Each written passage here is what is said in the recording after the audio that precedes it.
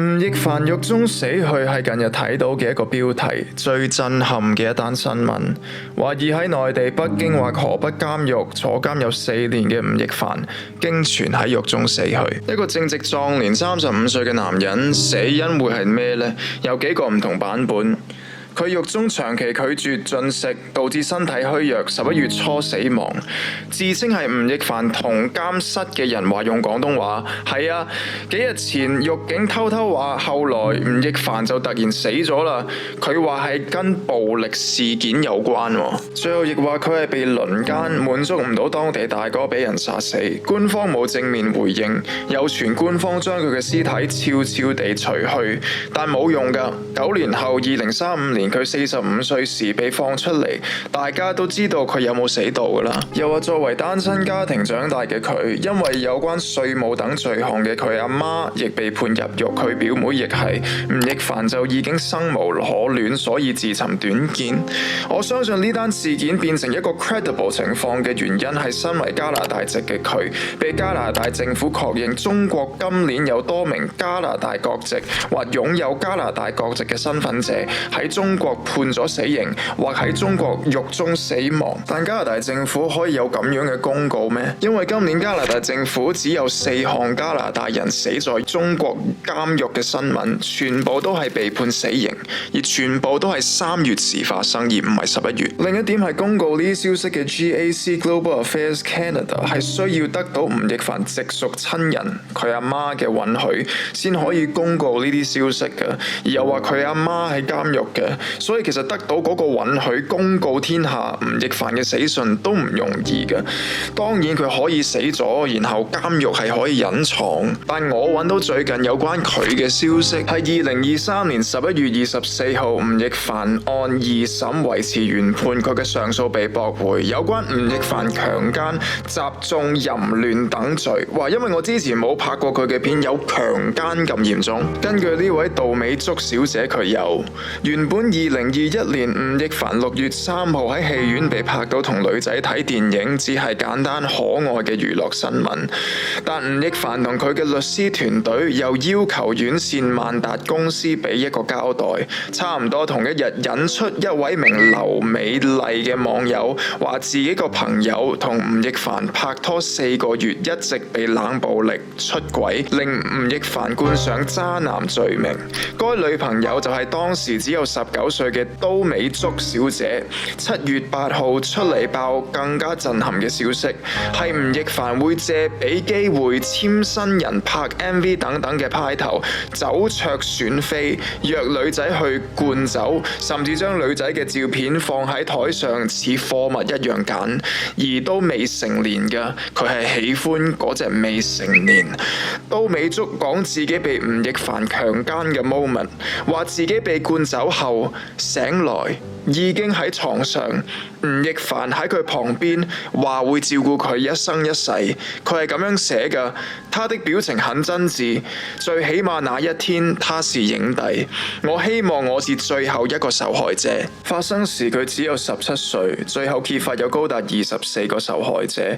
同日7月8號，吳亦凡就作出回應，無底線博取關注的炒作行為以及惡意中傷去報警，令女生可信程度被質疑，而係咪100% 係真嘅呢？嗱，佢係網紅啦，到今年仍然係食住呢條水去講整個騙局過程，得到關注。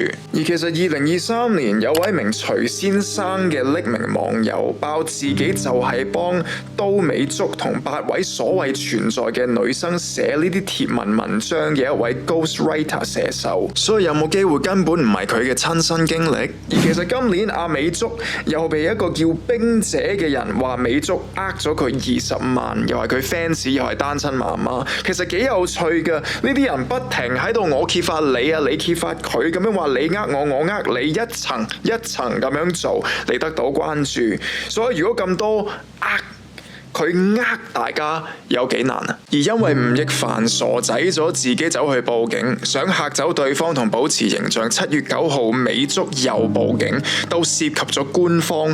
咁原本係明星花邊新聞嘅一單簡單事，就變咗一個刑事案咁樣去調查。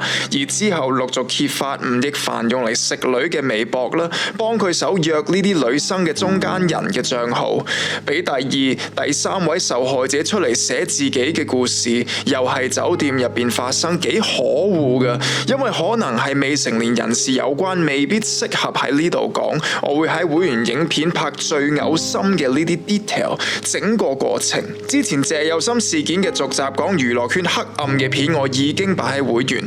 咁下面第一個連結就係、到吳亦凡真正身敗名裂嗰刻，係7月17號，佢被揭發嘗試同美足和解，俾錢要佢收聲。19號開始墮落，廣告商開始同佢解約。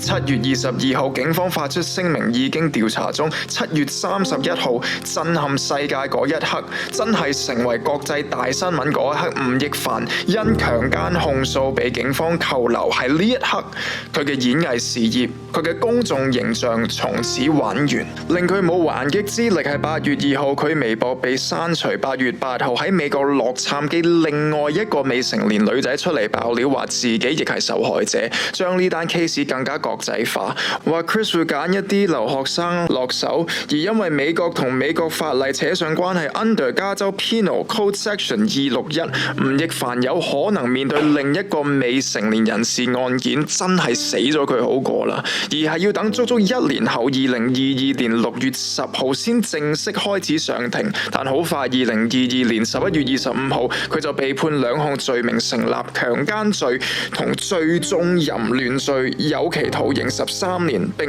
沒收個人財產。刑滿後驅逐出境，佢仲係欠政府上億嘅稅務，放監出嚟仲要還。但佢被逐出中國，可以去邊度？加拿大啊，其實 Chris 係廣州同加拿大一個 dual citizenship， 所以其實加拿大政府一直係觀察佢嘅案件，但據說冇插手干預啦。佢哋亦持有一個中性嘅態度，睇吳亦凡之後去加拿大，但唔好 assume 佢之後喺加拿大嘅生活一定會過得好好，因為佢曾經坐過監，而係同未成年同性罪行有關嘅監。根據加拿大 Sex Offender Information Registration Act，佢之後住嘅地方係需要申報，旅行係需要通知，佢係不停會被監管，佢係絕對不能夠接觸小朋友。呢邊好嚴噶，如果佢住附近呢，其實我哋可以用 app 知道嗰樣嘢噶，而佢嘅上網亦會被監管，所以呢啲算唔算係生不如死啊？佢嘅後半生，生亦何歡，死亦何懼？其實最恐懼係似佢咁樣。好啦，咁多謝大家繼續支持我嘅影片啦。咁有啲乜嘢嗰啲更加 detail 嗰啲嘢，我就喺會員嗰度講啦。咁多謝會員嘅朋友，多謝觀眾。咁我哋下次再見過。